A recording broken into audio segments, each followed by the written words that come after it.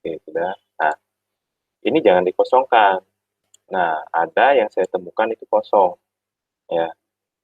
Salah nggak, Pak?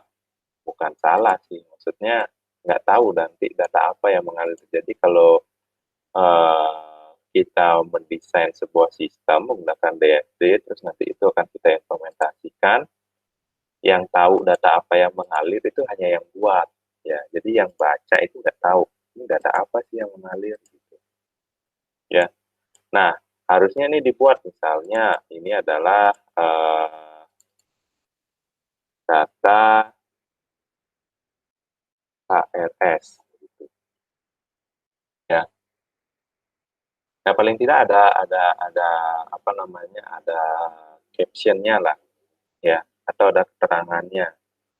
Nah, sebenarnya seperti ini kurang tepat juga, ya, karena seharusnya data flow itu kita buat detailkan. Kalau KRS berarti ada data MK, koma, data eh, jam, data dosen, terus data kelas, ya, terus data KS. Nah, sebenarnya seperti ini data flow diagram. Ya, jadi flow data itu jelas dia.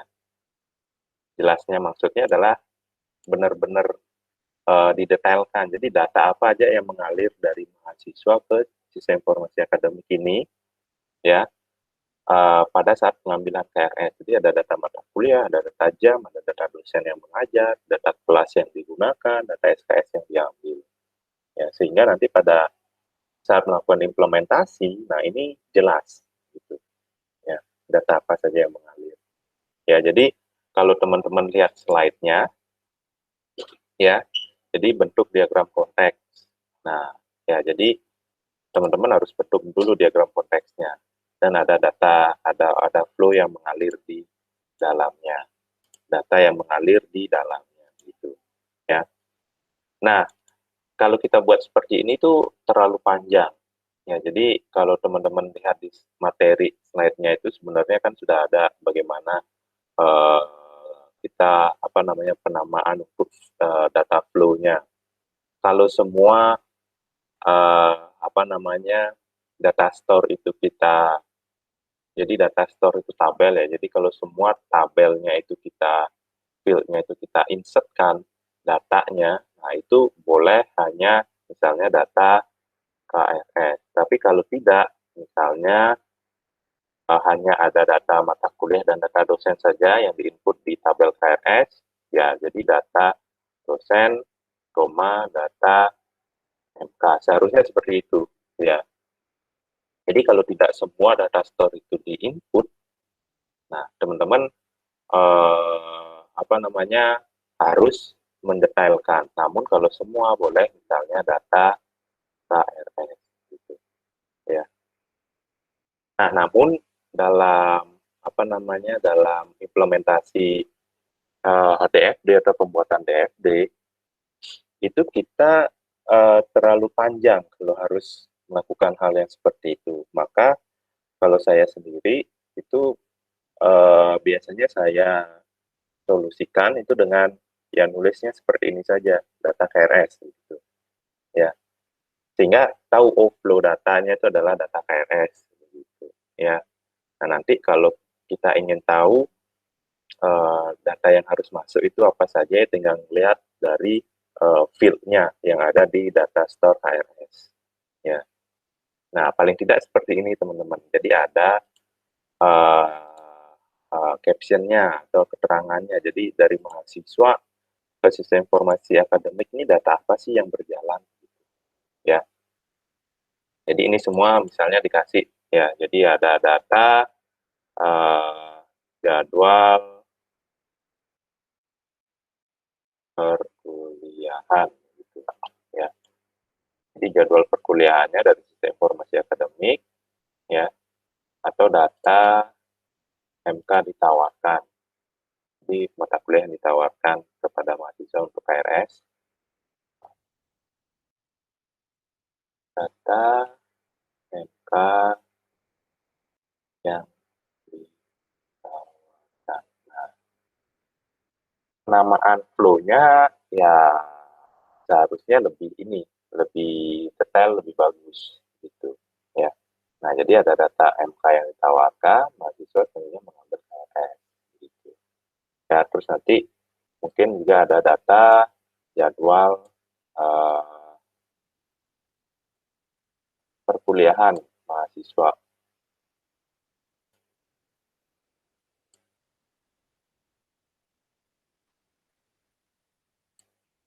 seperti ini. Ya, apa gambarkan sedikit data jadwal kuliah. Jadi dari sisi informasi akademik ke mahasiswa ada data jadwal kuliah. Pak, terus timbul misalnya pertanyaan, Pak, di DFD, di diagram konteks, ada data store nggak? Nggak. Ya, jadi data store itu hanya dimulai di DFD level 0. Level 0, level 1, level 2, nah itu ada data store. Gitu.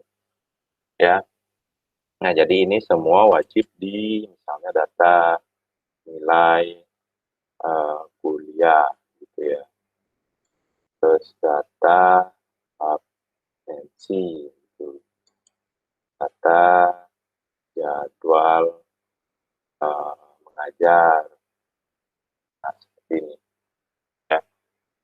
Nah, ini teman-teman apa namanya buat keterangannya seperti ini, jadi jelas dari mahasiswa itu ke sistem informasinya atau ke prosesnya itu apa sih flow datanya, dari sistem informasinya ke mahasiswa itu apa sih flow datanya, jadi kelihatan di diagram konteks gitu.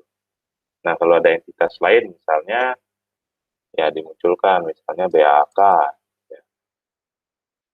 BAK eh, nah ini ya data jadwal perkuliahan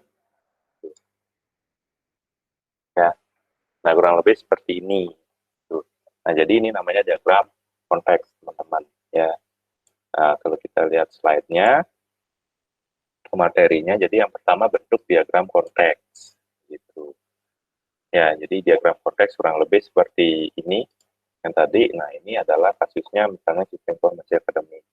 Ya, jadi diagram konteks itu gambaran secara generalnya, di mana proses-prosesnya itu masih belum terlihat secara detail. Ya, kan general, namanya general, jadi secara keseluruhan, ya nanti prosesnya belum di dekomposisi namanya. Ya, kalau di DFD, jadi di istilahnya itu ada namanya dekomposisi dan balancing. Nah, ini dekomposisi itu apa namanya levelnya itu dibuat yang lebih detail lagi. Jadi dari diagram konteks dibuatkan level nolnya, gitu ya, sehingga nanti lebih mendetail lagi bagaimana proses yang terjadi di sistem tersebut. Ya. Nah, pada saat melakukan dekomposisi, ingat kita harus melakukan balancing juga, gitu ya. Nah, itu diagram konteks ya. Jadi seharusnya apa namanya ini yang awal dan tidak ada data store ya. Hanya ada 3 notasi. Yang pertama itu adalah entitas, yang kedua itu adalah proses. Ya, prosesnya hanya ada satu ya. Nah, prosesnya ini adalah yang general. Jadi secara general kita rangkum proses-proses kecil itu menjadi proses besar. Kalau di sini namanya sistem informasi akademik yang saya contohkan. Nah, terus juga ada notasi flow datanya ya. Nah, flow datanya ini harus diberikan apa namanya caption atau keterangan supaya apa? Supaya tidak hanya yang membuat saja yang paham ya. Jadi yang baca pun nanti juga paham apa yang harus mengalir dari entitas ke proses ataupun sebaliknya dari proses ke entitas.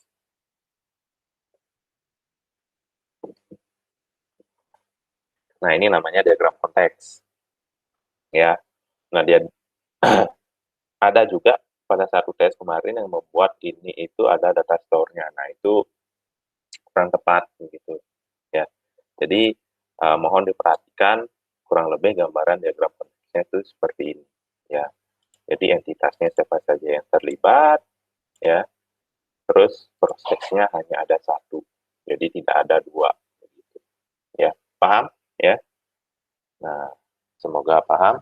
Kalau ada yang masih mengganjal atau yang ingin ditanyakan, nah teman-teman nggak apa tanya aja, tapi dihidupkan mikrofonnya ya, karena saya nggak mungkin bisa baca komennya atau apa namanya chatnya yang ada di Google Meet-nya. Ya. Nah ini diagram konteks ya. Jadi ini diagram konteks. Selanjutnya kita masuk ke DFD level 0. Ya, jadi dilakukan dekomposisi. Ya, jadi apa namanya? Kalau kita melakukan dekomposisi, kita harus mengingat konsep balancing. Ya, jadi apa sih dekomposisi? Jadi dekomposisi itu proses pemodelan sistem dan komponen-komponennya ke dalam level yang lebih detail. Ya, nah balancing itu memastikan bahwa informasi yang disajikan pada satu level DFD dinyatakan akurat pada DFD berikutnya. Gitu. Ya. Nah, jadi ini kita lakukan nih dekomposisi nih di DFD level, di diagram konteks. Ya, jadi ini diagram konteks. Nah, ini kita lakukan dekomposisi diagram, ya, yaitu ke DFD level 0-nya. Nah, jadi di DFD level 0, entitas apa saja yang terlibat, nah itu wajib semua disertakan. Ya, jadi kalau tadi ada 3, ada mahasiswa, dosen, dan BAK, nah itu semuanya wajib diikut sertakan. Jangan sampai ada yang ketinggalan. Nah, ini saya buatnya rapat-rapat aja deh ya, biar jelas. Coba saya kecilkan.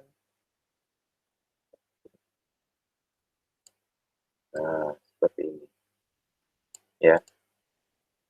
Nah, apa namanya di dekomposisi ini itu harus balance ya.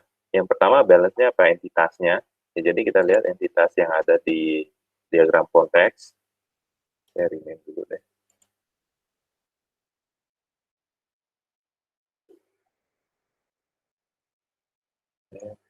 Ini DFD level ya.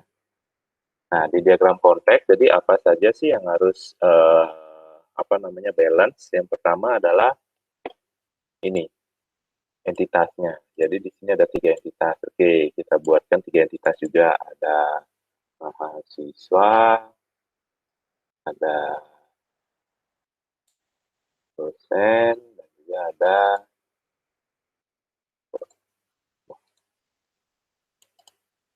BAK gitu ya. Nah, ini sudah balance ya dari sisi entitasnya. Nah, terus selanjutnya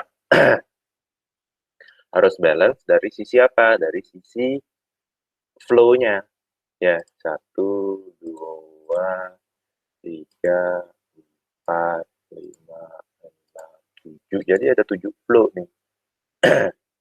3 di mahasiswa, 3 di dosen, 1 di BAK. Ya, nah itu harus balance juga. Jadi harus kita buatkan flow-nya.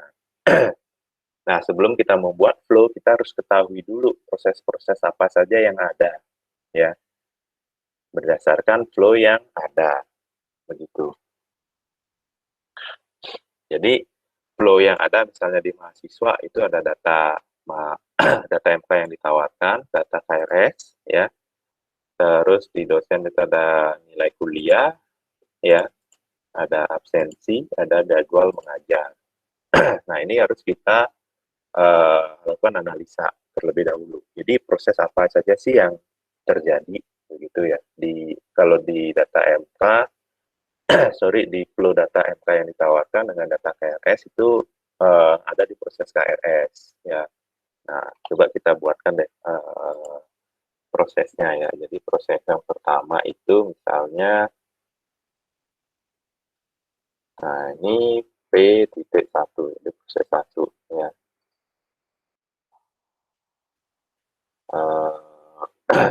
Proses KRS ya. Nah, Jadi mahasiswa, jadi flow-nya tadi apa?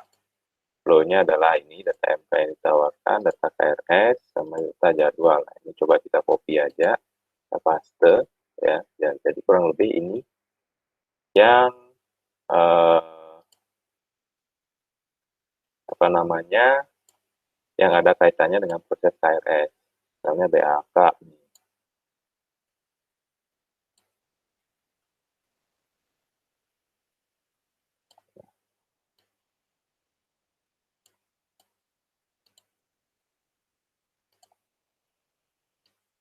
mahasiswa, data KRS, ya, data,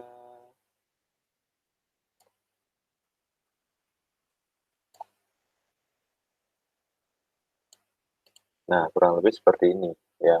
Nggak apa-apa agak sedikit, apa namanya, kayak mie goreng ya, ini udah mulai kayak mie goreng. Maksudnya agak sedikit berantakan ya flow-nya, ya memang seperti itu, ya. Nah, untuk mengetahui yang mana yang harus dilakukan duluan, ya jadi di proses KRS ini mana aja sih yang dilakukan duluan. Nah, biasanya saya itu membuatnya dengan menaruh flow data yang apa namanya yang harus duluan dilakukan itu di paling atas, entah di sini atau di sini kalau banyak, ya begitu. Jadi harus berurut ya, sehingga kita tahu kalau di sini kan kelihatan nih jadinya sekarang BAK, oh BAK duluan nih jadwal input data jadwal perkuliahan, ya. Nah, selanjutnya mahasiswa yang mengetahui data MK yang ditawarkan. Baru selanjutnya mahasiswa menginputkan data KRS. Jadi kelihatan di proses KRS ini yang mana duluan yang apa namanya data yang berjalan itu yang mana yang duluan. Nah, itu kelihatan.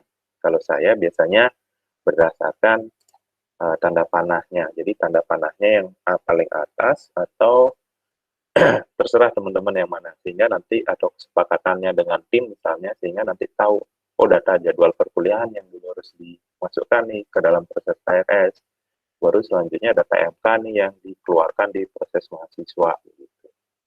Ya.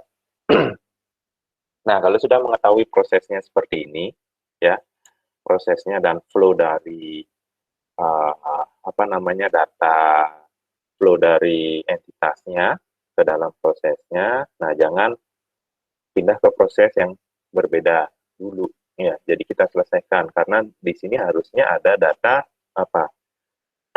Sorry, ada notasi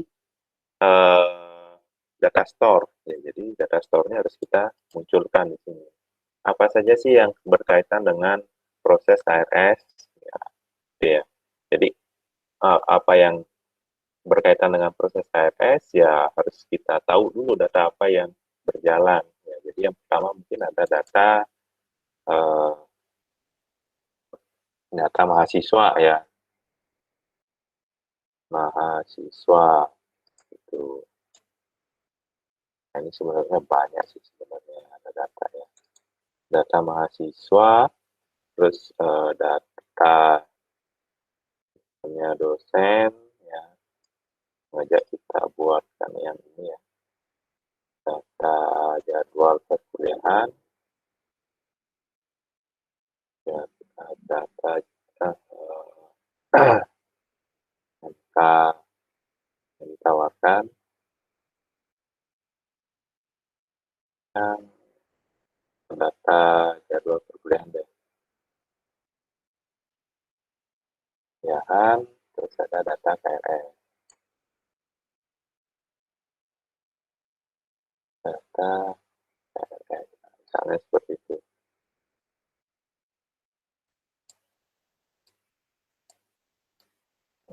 ID-nya bisa kita buat misalnya 1,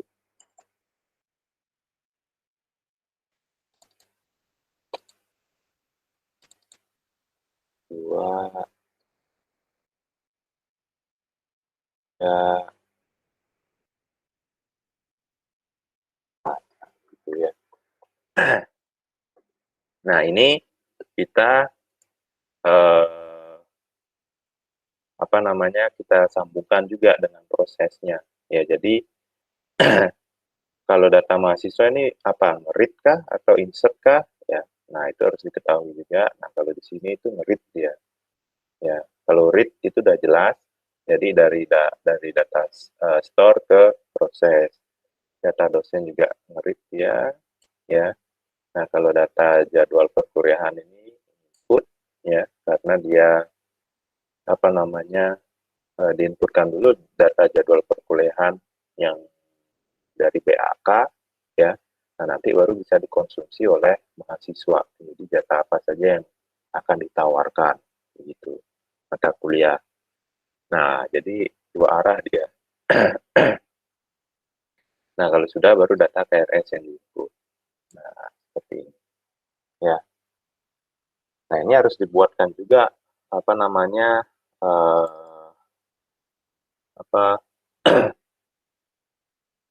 captionnya. Misalnya kalau read sebenarnya nggak perlu, ya karena sudah jelas kalau tanda panahnya dari data store ke proses sudah jelas pasti read. Jadi langsung aja data mahasiswa, ya. Terus data dosen. Nah, kalau di sini baru kita buatkan nih apa nih, ya, insert, update, atau apa, ya. Insert data ya jadwal kuliah gitu, misalnya. Nah, dari sini nggak perlu, ya, tinggal data jadwal kuliah. Kalau di sini apa nih? Insert data. Nah, kenapa yang dari proses ke data store itu perlu kita tambahkan insert? Karena di sana ada tiga kemungkinan. Yang pertama adalah insert, yang kedua adalah update, yang ketiga adalah delete. Jadi apa action dari proses ke data store begitu, ya. Nah, ini baru satu proses nih. Nah, jadi kurang lebih seperti ini, ya. Nah, selanjutnya di proses berikutnya, kira-kira ada nggak proses berikutnya dari diagram konteks begitu, ya. Jadi ini dekomposisi dari diagram konteks ke DFD level 0, ya. Nah, berikutnya baru ada proses misalnya proses perkuliahan gitu, ya. Proses, nah ini bingung naruhnya di mana. Titik 2.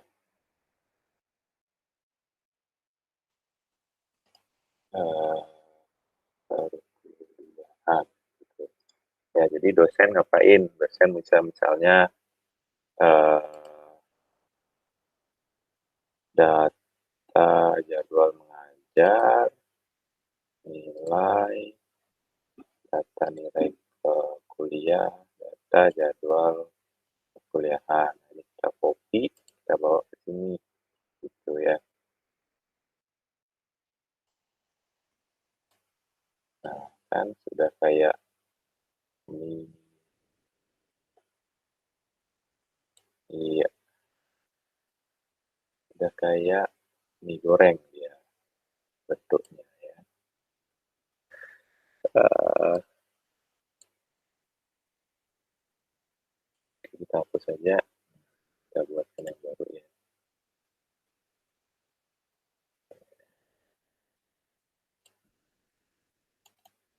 Kita buatkan data jadwal kuliah, ya. Selanjutnya data jadwal mengajar, kita hapus juga, kita buatkan yang baru.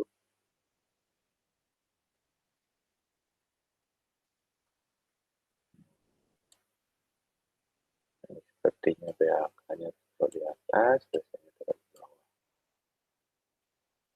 Iya, tahap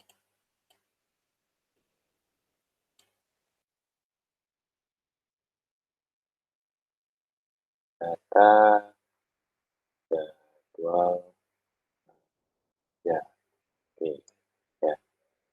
Nah, selanjutnya dari sisi dosen ke proses ini, data nilai,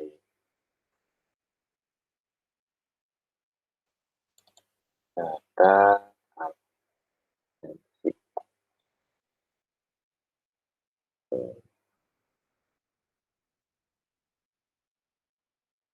Data ya, aku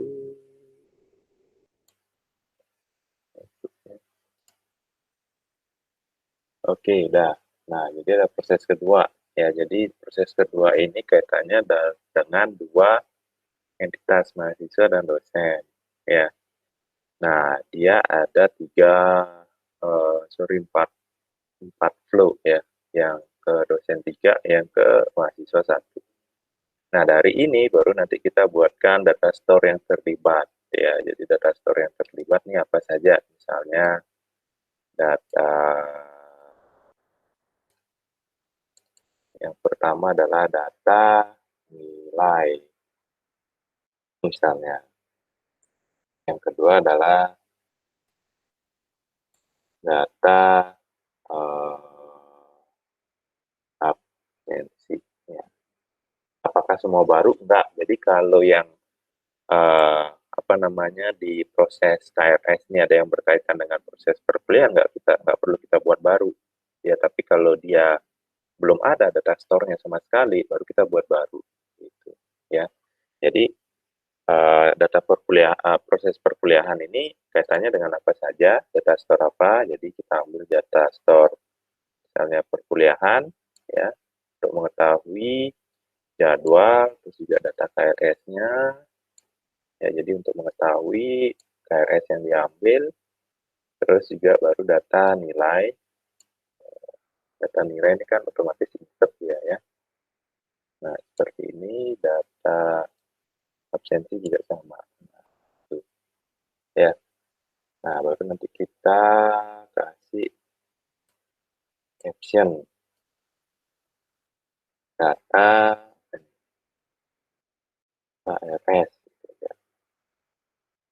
data perkuliahan, jadwal perkuliahan, terus di sini insert update data nilai, ya, juga sama, insert atau update data nilai.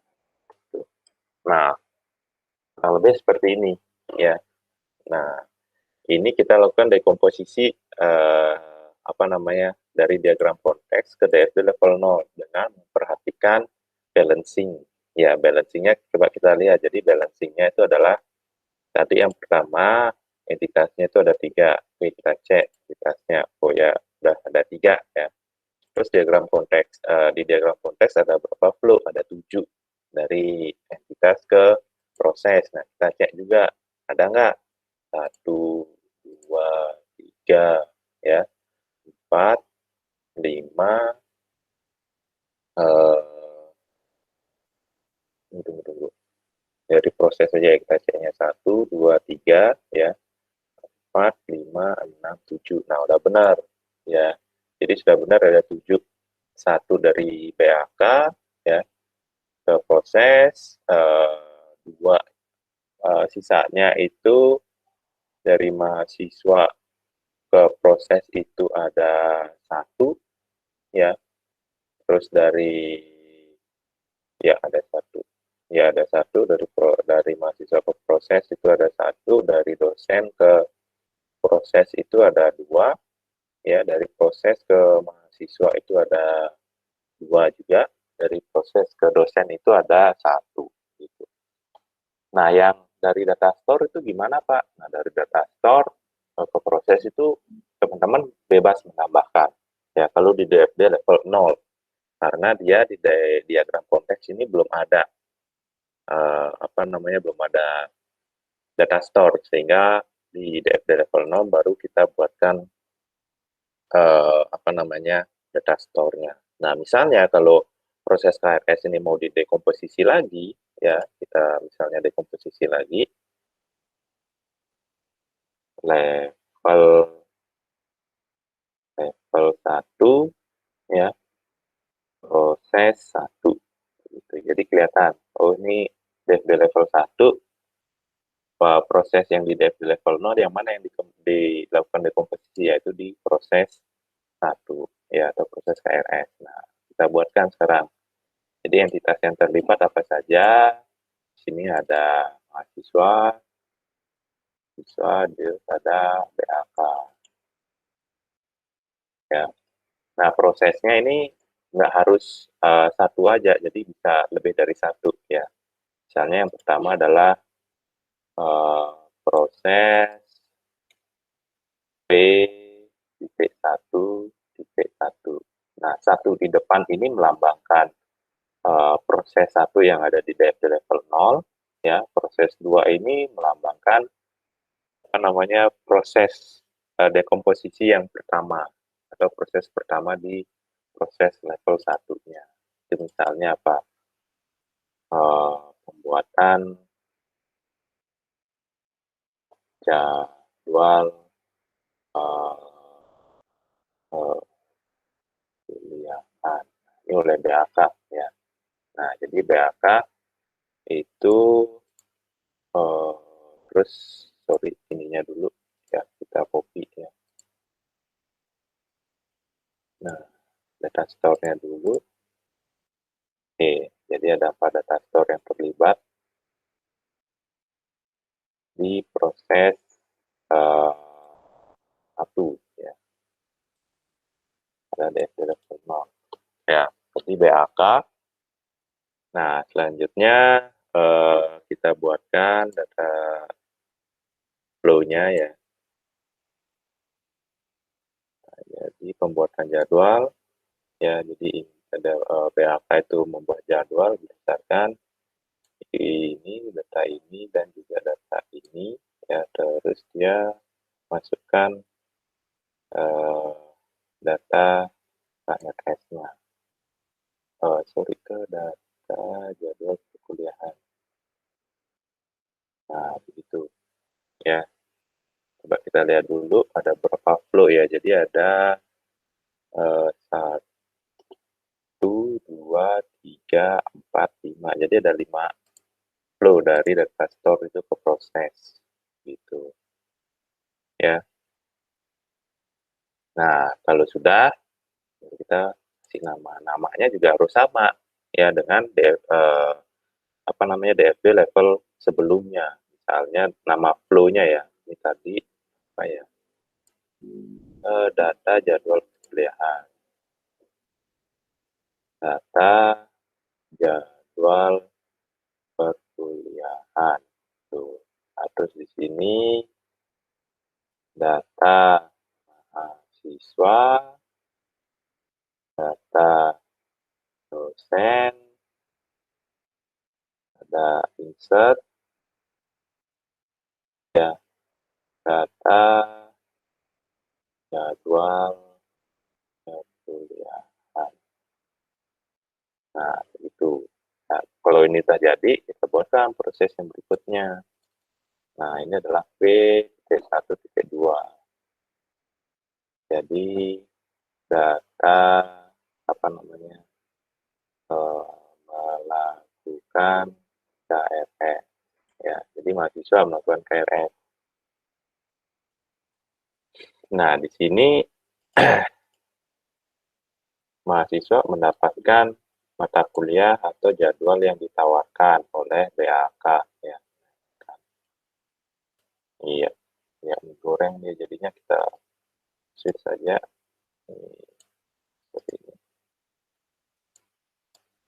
Nah, jadi mahasiswa mendapatkan jadwal perkuliahan yang ditawarkan oleh BAK ya. Nah, terus selanjutnya di sini itu kita tadi ada read ya, seperti ini.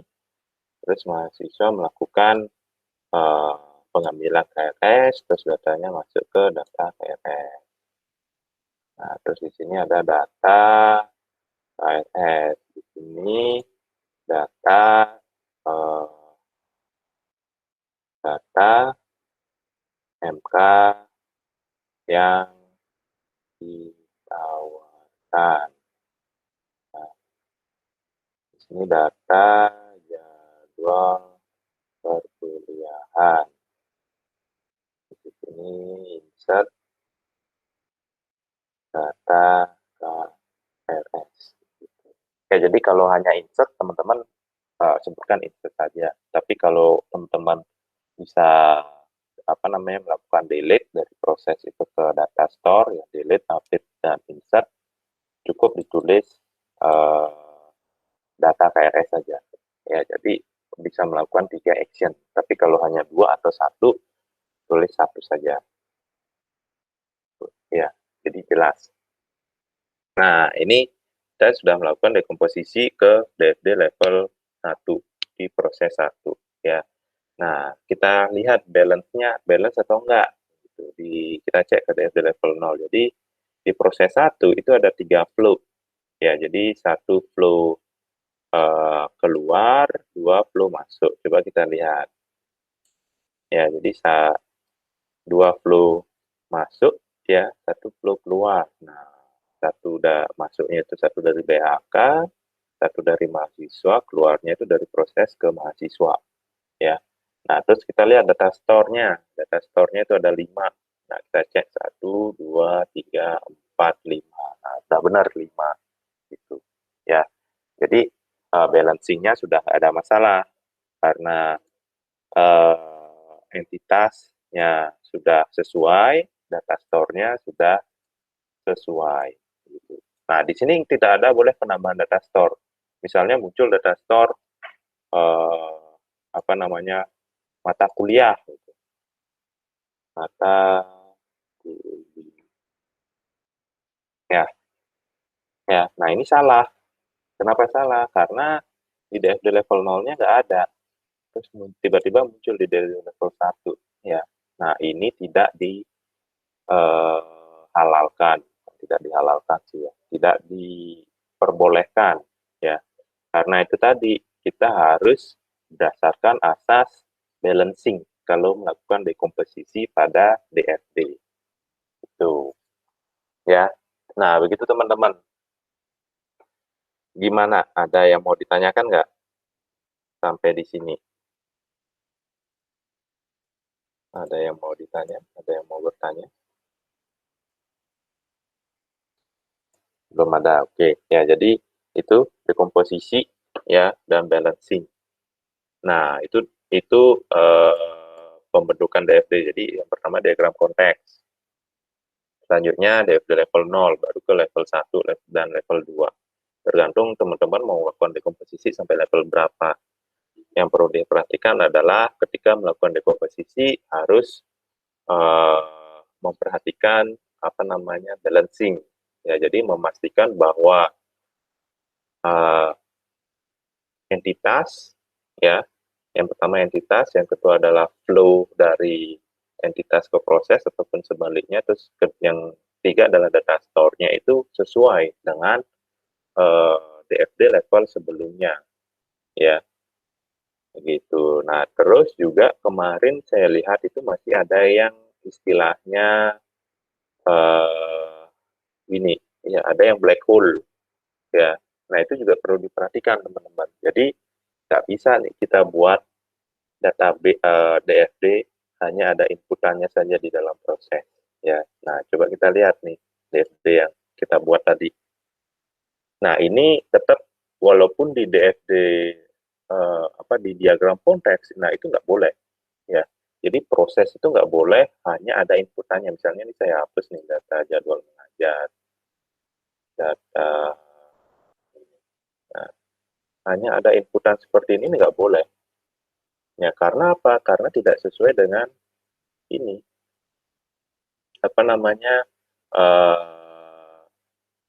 teori dari DFD itu sendiri. Ya, black hole itu tidak diperbolehkan. Ya, jadi ini nggak boleh. Nah, walaupun itu adanya di diagram konteks, tetap nggak boleh. Harus ada outputnya dia.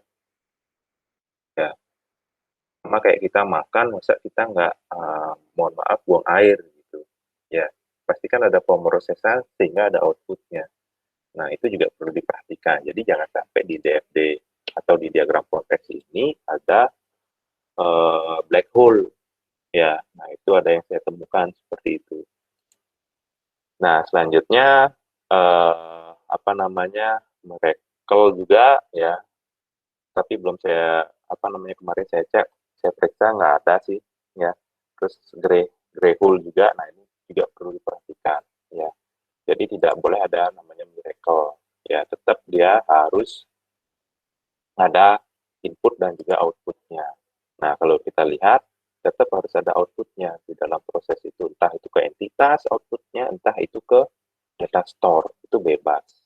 Ya, begitu. Nah, yang perlu diperhatikan juga notasinya. Jadi notasi dari apa namanya, dari entitas tuh kotak seperti ini, ya.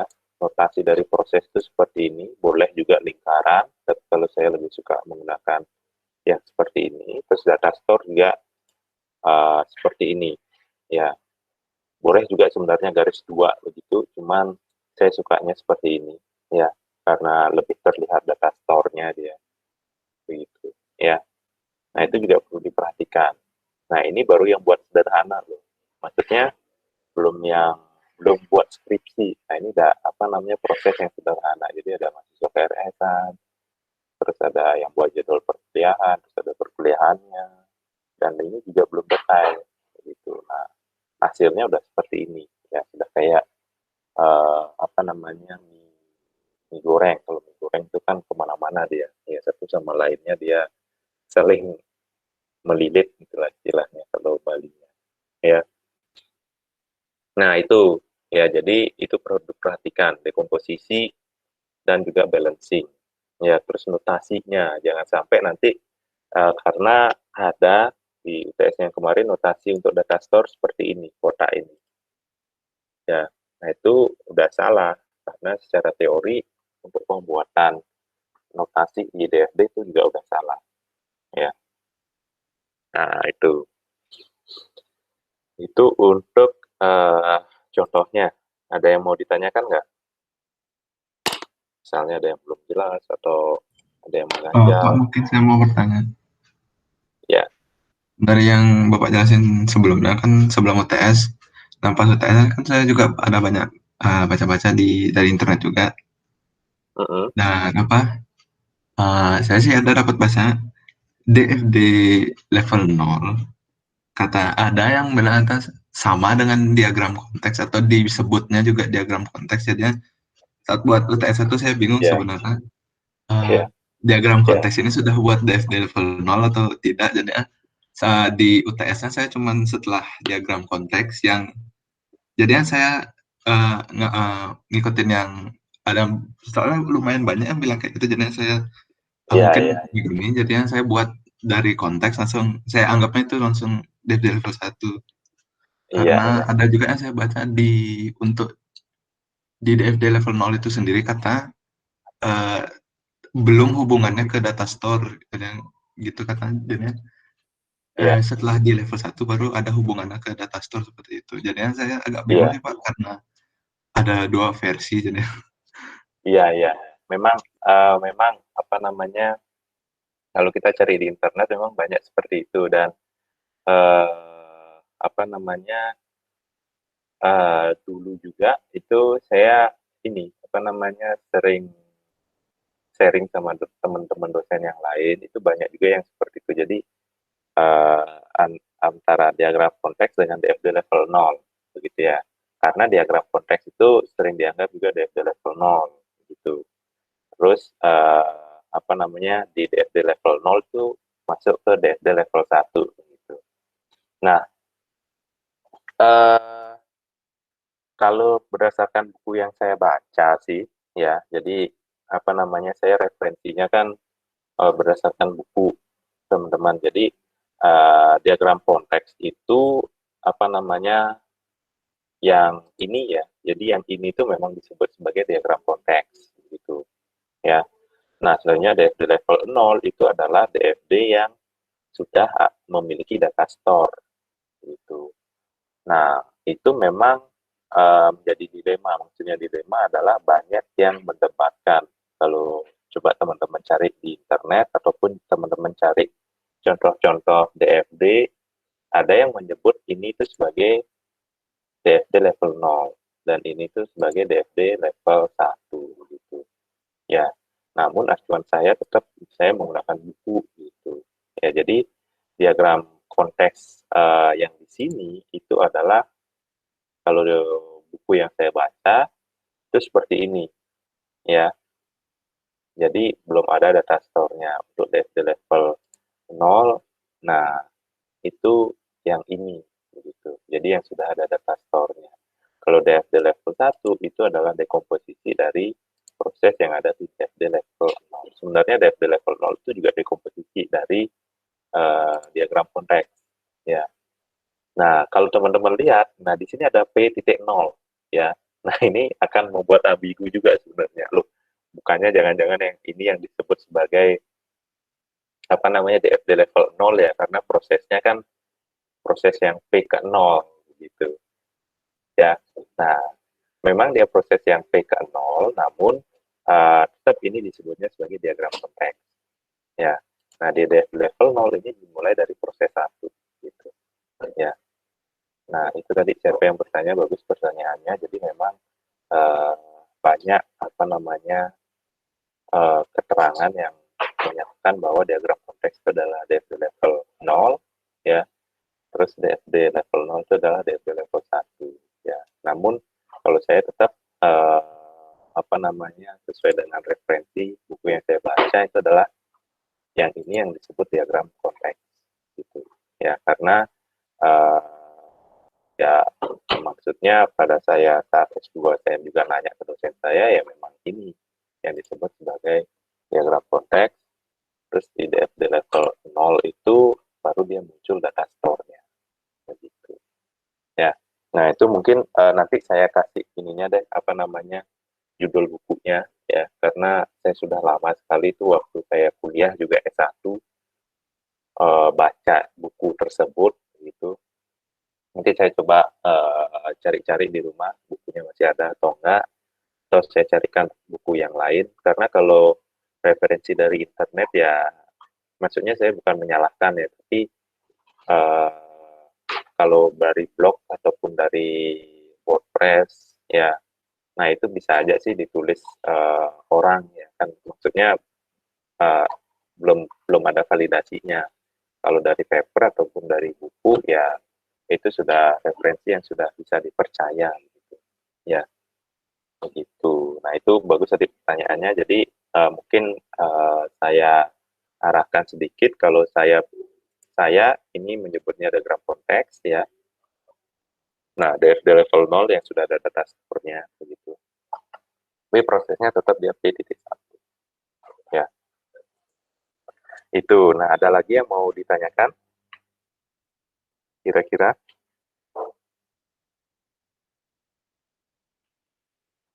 Oke, nggak ada. Oke, kalau nggak ada, coba kita bahas yang UTS-nya ya, soal UTS-nya ya. Kurang lebih sih, kalau apa contohnya ini sudah hampir menggambarkan uh, jawaban yang ada di UTS. Jadi, kita coba baca UTS-nya, mungkin teman-teman juga bisa baca. Jadi, di Universitas di Semarang ya, mengembangkan sistem yang meningkatkan efisiensi pengelolaan unit registrasi mahasiswa. Sebagai warga universitas, Anda didelegasikan untuk menjadi salah satu stakeholder ya dalam proses requirement. Nah, stakeholder yang mungkin terlibat yaitu mahasiswa, dosen, staf, bagian tata usaha, dan biro keuangan. Jadi kita di sini bisa lihat, mungkin sudah dapat entitasnya ya, entitas yang ada saya blok.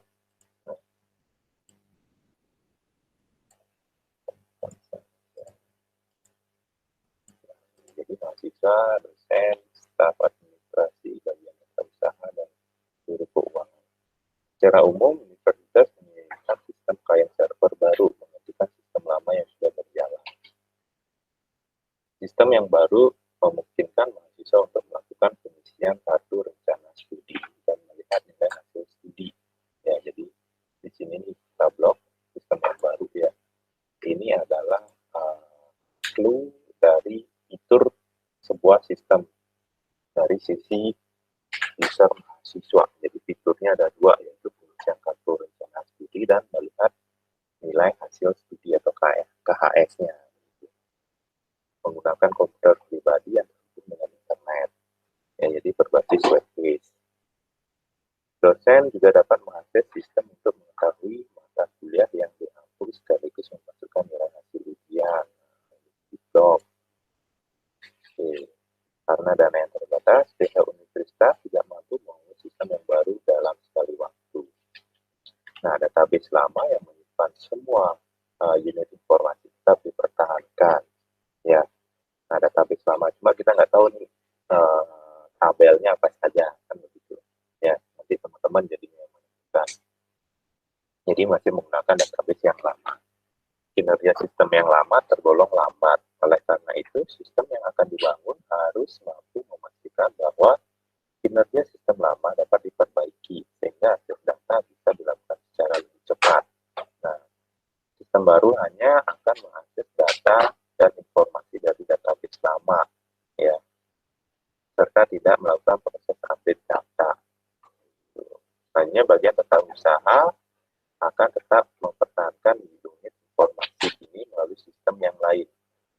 Pada awal semester, mahasiswa dapat meminta daftar mata kuliah yang ditawarkan kepada bagian tata usaha. Nah, ini ya. Jadi, mahasiswa dapat melihat mata kuliah yang ditawarkan. Begitu ya. Jadi, bagian tata usaha ini membuat jadwal dulu, jadwal mata kuliahnya, siapa yang dosen ngajar, harinya apa, sama kayak teman-teman ya. Jadi, kalau teman-teman kayak RS-an itu kan mata kuliah yang ditawarkan, setelah jadwalnya, dosennya, ya. Nah, sehingga nanti teman-teman tinggal milih, oh, yang mana yang mau diambil. Nah, ini juga sama, seperti itu.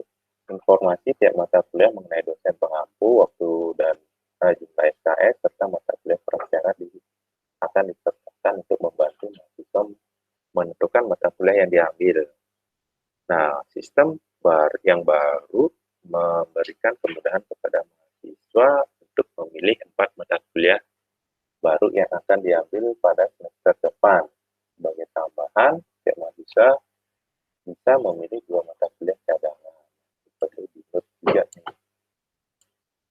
Jika mata kuliah yang telah dipilih ternyata tidak memungkinkan dilaksanakan, setiap mata kuliah maksimal baru ada 15 peminat. Jika kurang dari 15 peminat, perkuliahan terkait dengan mata kuliah tersebut tidak dapat dilaksanakan.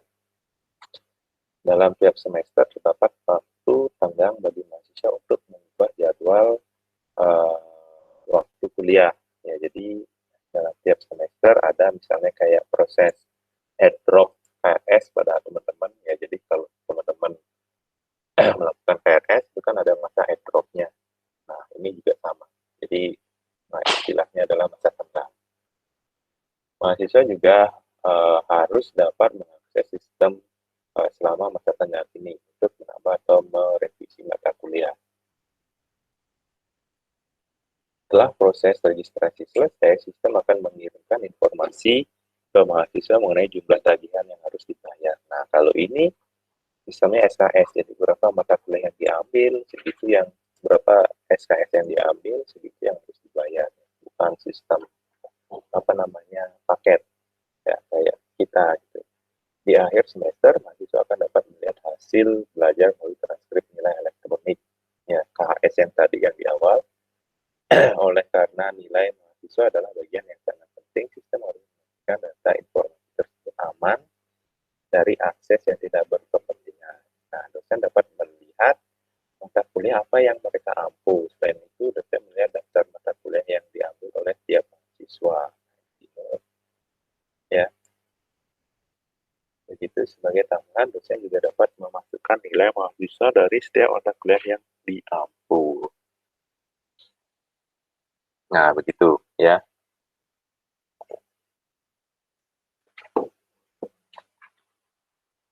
Jadi dari sini itu kita yang pertama bisa mengetahui entitas apa saja yang sudah yang terkait di dalam sistem ini ya. Terus yang kedua, proses yang terjadi ya. Jadi fitur itu nanti jadinya proses, contohnya adalah misalnya mahasiswa melakukan pengisian kartu rencana studi. Nah, itu nanti jatuhnya adalah proses. Melihat dari hasil studi itu juga proses ya. Dosen mengetahui mata kuliah yang diampu, nah itu nanti juga bisa jadi proses, atau kita jadikan satu di mana gitu misalnya dengan mahasiswa bisa melihat nilai gitu ya. Selanjutnya mahasiswa dapat meminta daftar mata kuliah yang ditawarkan kepada tata usaha. Nah, ini di mana, di proses mana, entah itu proses pengisian kartu rencana studi atau apa. Ya, selanjutnya ada fitur yaitu mahasiswa dapat mengambil apa namanya 4 mata kuliah yang utama dan 2 mata kuliah cadangan. Ya, kalau cadangan itu nanti kalau nggak 15 orang yang mengambil mata kuliah tersebut atau di drop istilahnya ya. Nah, mata kuliah cadangan ini memenuhi juga nggak? Kalau nggak memenuhi ya di drop juga ya. Nah, dalam setiap semester terdapat waktu tenggang bagi mahasiswa untuk mengubah jadwal perkuliahan. Jadi jadwal kuliahnya itu bisa di ini istilahnya, bisa di apa namanya update ya atau direvisi sama seperti teman-teman sebelum dilakukan finalisasi. Ya itu teman-teman kan bisa melakukan pengubahan. Ya. Setelah proses registrasi selesai, sistem mengirimkan informasi ke mahasiswa mengenai jumlah tagihan yang harus dibayar. Jadi ada proses pembayaran di sini. Nah, selain itu dosen bisa melihat daftar kuliah yang diambil oleh tiap mahasiswa. Jadi dosen bisa melakukan pengecekan mahasiswa. Misalnya dosen PA nih, oh mahasiswa saya ngambilnya mata kuliahnya apa saja gitu. Ya. Nah, ini coba kita buatkan dari apa namanya clue yang sudah kita dapat dari soalnya. Ya, jadi ada yang entitas, ini proses, nanti bisa kita gabungkan proses-prosesnya itu ke dalam satu proses ya untuk di level nolnya. Nah, ini kita nggak dapat nih data store-nya. Ya, jadi harus kita buatkan sendiri gitu. Ya. Nah, sebenarnya kurang lebih nggak jauh berbeda ini dengan diagram teks yang tadi saya contohkan ya. Nah, jadi mungkin kita gunakan yang ini, kita modifikasi sedikit ya. Jadi yang pertama itu mahasiswa dapat apa namanya melihat jadwal perkuliahan ya udah oke. Terus apa namanya dapat mengetahui mata kuliah yang ditawarkan. Oke, ya dapat apa namanya mengisi KRS. Nah, oke ya. Terus BAK itu apa namanya? Kalau tadi mungkin agak sedikit kita ganti ya. Data usaha ya, BAK ya. Data usaha. Nah, ini adalah membuat atau merancang jadwal untuk yang ditawarkan ke mahasiswa. Ya, jadi jadwal perkuliahan ini yang ditawarkan. Jadwal data jadwal perkuliahan itu boleh deh ya. Nah, yang kurang di sini dari sisi mahasiswa adalah apa namanya informasi pembayaran ya. Jadi ada informasi pembayaran, informasi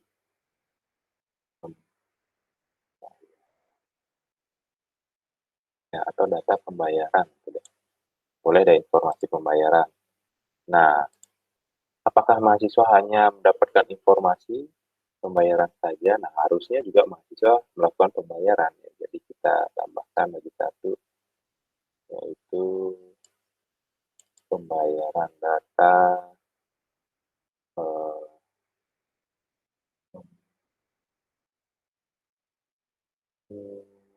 Oke, salah nih. Jadi kita tidak dijelaskan pembayarannya bisa melalui sistem atau enggak. Maksudnya apakah mahasiswa bisa langsung melalui ATM atau gimana. Jadi kita tambahkan saja lagi satu apa namanya entitas, yaitu entitas Biro Keuangan ya. Biro Keuangan. Jadi Biro Keuangan ini mendapatkan informasi pembayaran juga, informasi pembayaran mahasiswa, pembayaran mahasiswa ya, terus juga dapat bisa input data pembayaran,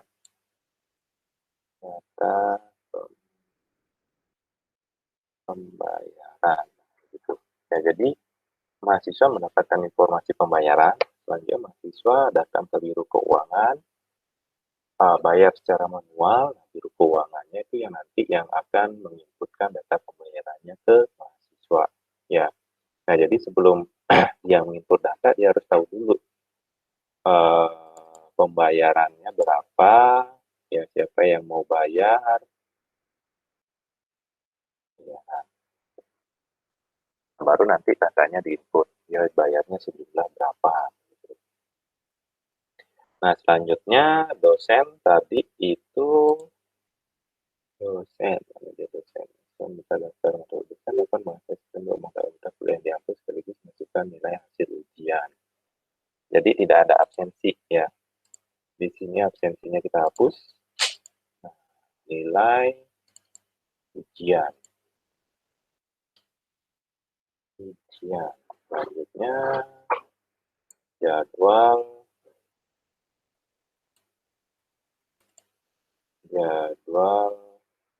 perkuliahan MHS. Jadi dia bisa melihat jadwal perkuliahan dari mahasiswa. Begitu. Ya, jadi kurang lebih seperti ini. Ya, jadi ada data jadwal kuliah. Ya, untuk mahasiswa ada data apa yang ditawarkan, ada informasi pembayaran, terus ada data KRS ya yang mahasiswa inputkan. Hanya di bagian tata usaha ada jadwal perkuliahan yang ditawarkan untuk mahasiswa nanti. Biro Keuangan itu ada informasi pembayaran untuk mahasiswa ya, terus ada data pembayaran, jadi dia bisa input data pembayaran.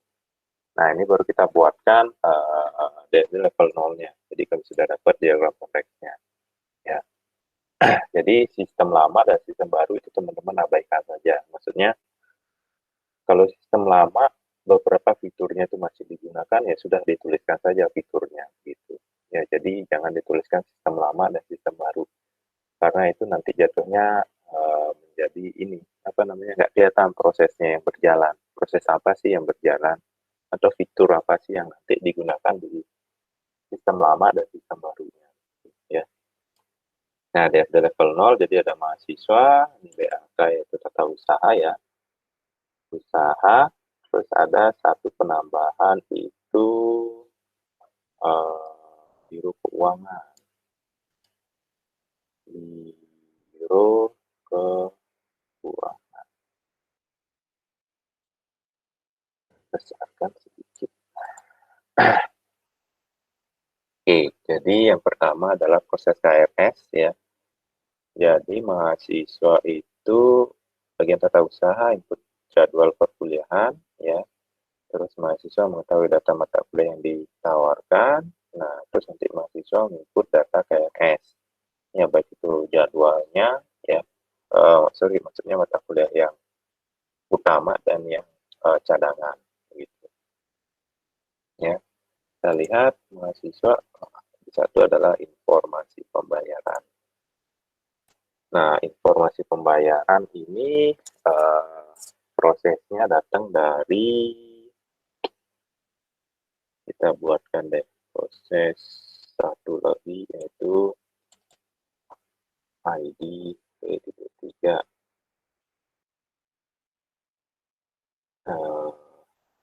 proses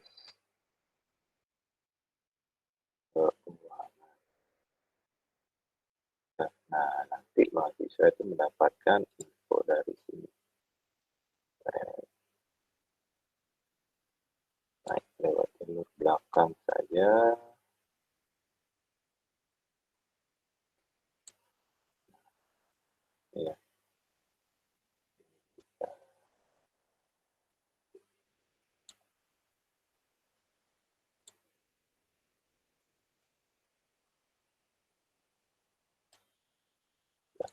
goreng ya.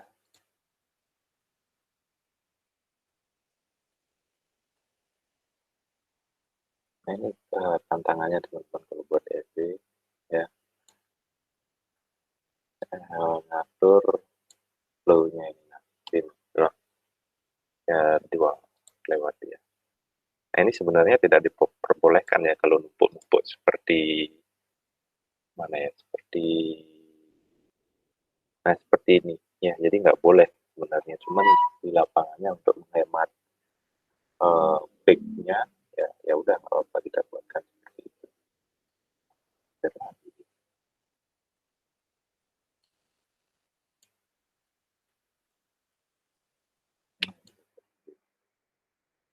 Udah apa kita buatkan seperti ini. Oke, ini info pembayaran ya, info pembayaran ya. Jadi sudah clear di bagian mahasiswanya, sekarang tinggal data usaha sudah clear ya.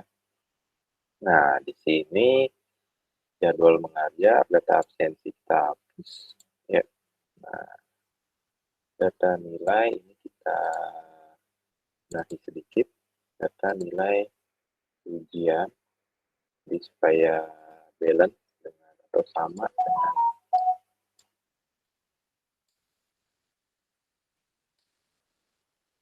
iya, bisa kita di sini.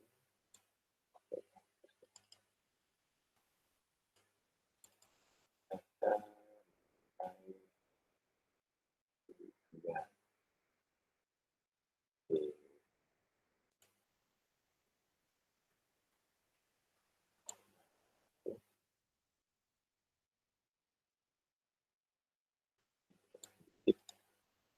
Data jadwal mengajar, data jadwal kuliah, jadwal mengajar ya.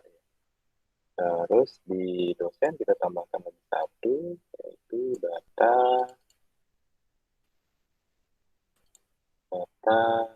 jadwal NAS. Ya, jadi dosen itu ada 3, kita coba lihat. Oke, ada 3 ya. Nah, selanjutnya biro keuangan nih, biro keuangan tinggal kita tambahkan. Yang pertama adalah info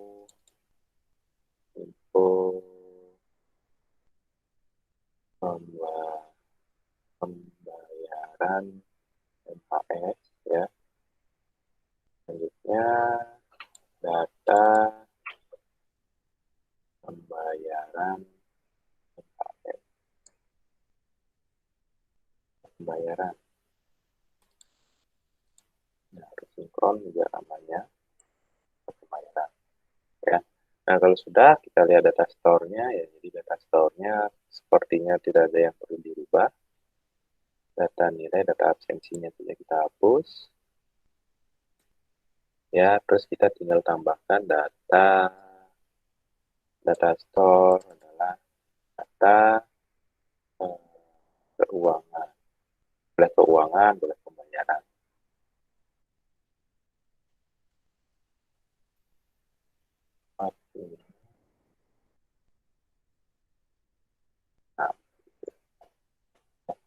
Nah, nanti proses keuangan ini ngambil datanya dari mana saja. Yang pertama dari KRS. Ya, dari KRS. Terus yang kedua,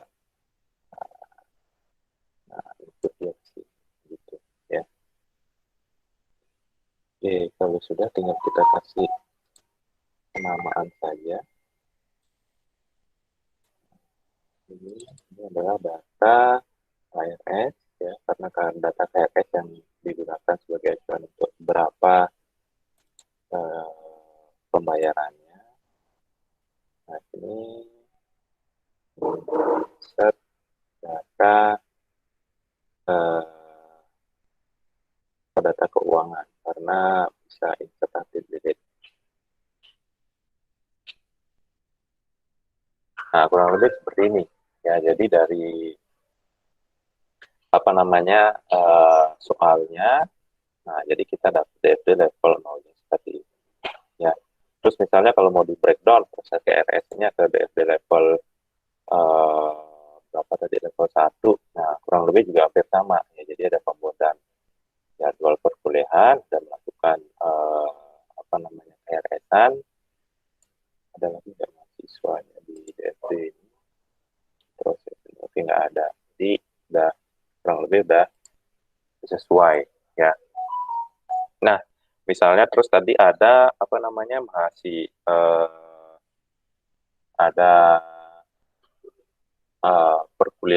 mata kuliah yang bisa diambil, yang utama itu ada 4, yang yang cadangan itu 2. Nah, itu tinggal dituliskan di bukunya saja. Misalnya jangan data CSS, misalnya data harus di awal ya diubah ya. Jadi bukan data CSS lagi, namanya data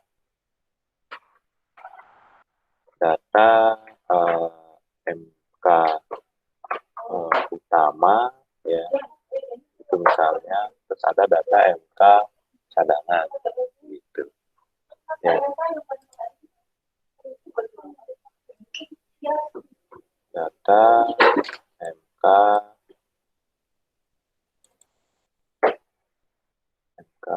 cadangan, otomatis nanti semua juga harus diubah teman-teman ya, data MK utama dan data MK cadangan. Nanti di level 0-nya juga harus diubah ya, sama juga bukan data KRS, jadi data MK utama dan data MK cadangan. Di proses level 1-nya juga harus diubah. Nah, kurang lebih itu ya. Jadi untuk hasil dari hasil dari soal untuk UTS-nya, jadi hasilnya kurang lebih seperti ini ya. Nah, ini nanti mungkin bisa saya share juga nanti di spadanya ya, hasil DFD-nya ini. So, biar teman-teman dapat insight juga ya. Nah, oke, sampai di sini ada yang mau ditanyakan?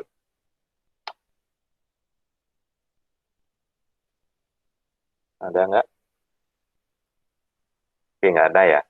Nah, kalau nggak ada, ini nanti saya share ya, hasil dari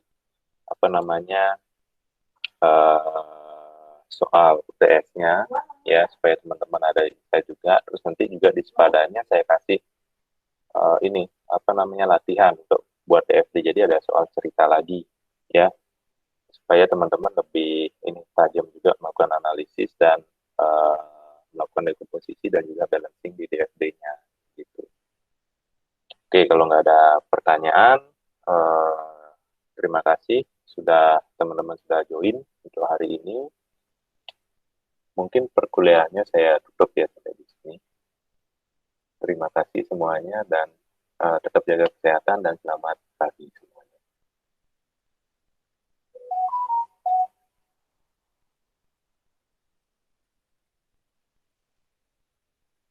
Oke, saya leave ya teman-teman ya. Terima kasih semuanya. Pagi Pak, terima kasih. Terima kasih Pak. Terima kasih Pak. Oke.